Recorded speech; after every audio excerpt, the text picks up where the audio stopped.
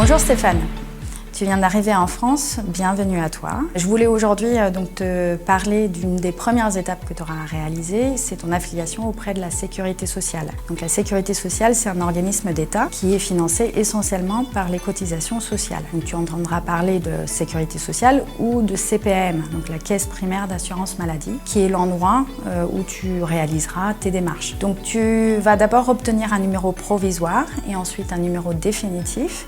Donc cette procédure prend à peu près 4 à 5 mois. Donc c'est une démarche personnelle, le numéro sera nominatif et tu le conserveras à vie. Merci beaucoup, merci de m'avoir accueilli chez Coptalis. Et quelles sont alors les démarches pour constituer mon dossier? La liste est longue. Tu vas devoir remplir le CERFA d'ouverture de droit.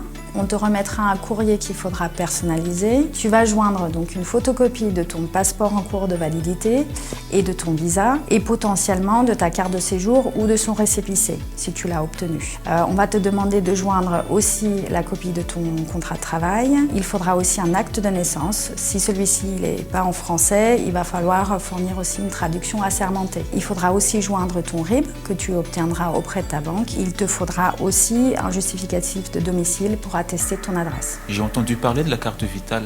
C'est quoi exactement? Alors la carte vitale, c'est une petite carte verte sur laquelle tu vas trouver ta photo. Donc cette carte en fait clôture le process auprès de la Sécurité sociale. Donc sur cette carte, tu trouveras ton nom et ton numéro de Sécurité sociale. Donc cette carte, tu vas l'utiliser à chaque fois que tu iras chez le médecin ou tu auras des frais de santé à réaliser. Cette carte te permet de recevoir le remboursement de la Sécurité sociale plus rapidement. Et pour toutes ces démarches, est-ce que je dois tout le temps me déplacer à la Sécurité sociale? Alors, tant que tu n'as pas ton numéro définitif de Sécurité sociale, il faudra que tu te déplaces soit à la CPAM, soit en envoyant un courrier à l'adresse de la CPAM qui te sera indiquée sur ton courrier. Et qu'est-ce qui va changer quand j'aurai mon numéro définitif?